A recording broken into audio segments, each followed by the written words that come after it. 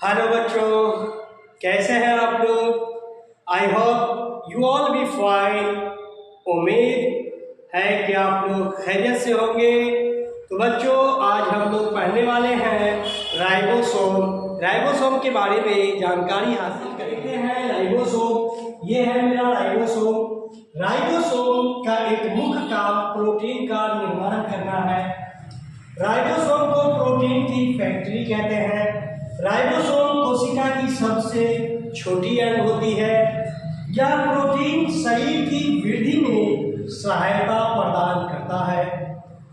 Ribosome दो प्रकार का होता है, 70S राइबोसोम। अब हम आपको बताने वाले हैं ये 70S राइबोसोम। तो 70S राइबोसोम क्या होता है? यह हल्का होता है। 70S राइबोसोम हल्का होता है और यह प्रोकैरियोटिक में पाया जाता है। सवाल बनता है प्रोकैरियोटिक क्या है?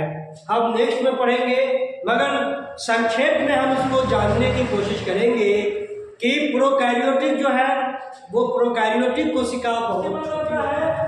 80S ribosome. ये 80S राइबोसोम क्या है? तो 80S राइबोसोम के अंतर्गत आता है यूकैरियोटिक, और यूकैरियोटिक भारी होता है, इसीलिए इसे 80S राइबोसोम। यूकैरियोटिक प्लांट्स और एनिमल्स दोनों में पाया जाता है। अब ये सवाल बनता है कि ये एस क्या है? तो हम एस के बारे में आप लोग डिफाइन कर दें। एस कहते हैं, हम यहाँ नीचे में लिख देते हैं, एस कहते हैं सेडिमेंटेशन कॉफी। जो एस है, जो एस यहाँ लगा हुआ है, इस एस को हम लोग कहते हैं सेडिमेंटेशन कॉफी से। ठीक है, सेडिमेंटेशन कॉफी से है। प्लास्टिक के बारे में कि प्लास्टिक क्या है, तो देखो बच्चों, प्लास्टिक जो है वो पादप का, पेड़ पौधों का इम्पोर्टेंट पार्ट्स है।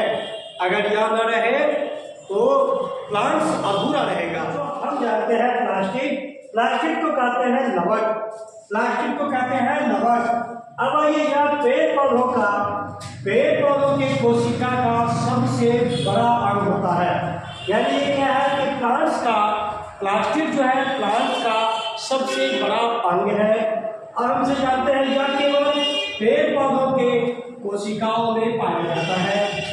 नेक्स्ट है मेरा, प्लास्टिक में मुख्य रूप से पिगमेंट यानी वर्णक पाया जाता है। प्लास्टिक में मुख्य रूप से पिगमेंट यानी वर्णक पाया जाता है। वर्णकों के आधार पर प्लास्टिक को 3 वर्गों में बांटा गया है। ऐसे क्या है?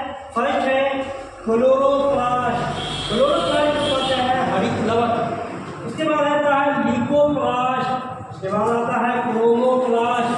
ठीक है, तो अब हम जानते हैं ये हरित लवक। हरित लवक क्या है? तो हरित लवक को जानते हैं कि ये जो हरित लवक है या प्लांट्स में पाया जाता है या पत्ती और तना में पाया जाता है। और ये जो लिकोप्लास्ट है, जिसे अवर्णित लवक कहते हैं, यह जड़ और फल में पाया जाता है, यानी रूट एंड फ्रूट्स में पाया जाता है। अब हरित लवक का काम क्या है, पहले इसको समझ लेते हैं। हरित लवक का काम क्या है? हरित लवक जो है यह भोजन का निर्माण करता है, यानी भोजन कह सकते हैं कि यह भोजन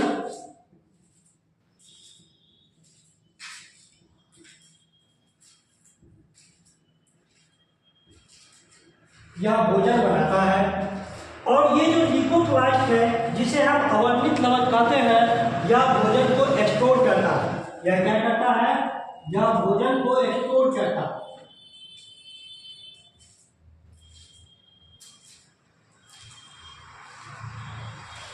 यह भोजन को एक्सपोर्ट करता है। अब हम जानते हैं क्रोमोप्लास्ट। क्रोमोप्लास्ट को कहते हैं रंग प्रोवाइड करता है। तो हम यही कहते हैं कि यह रंग प्रोवाइड करता है।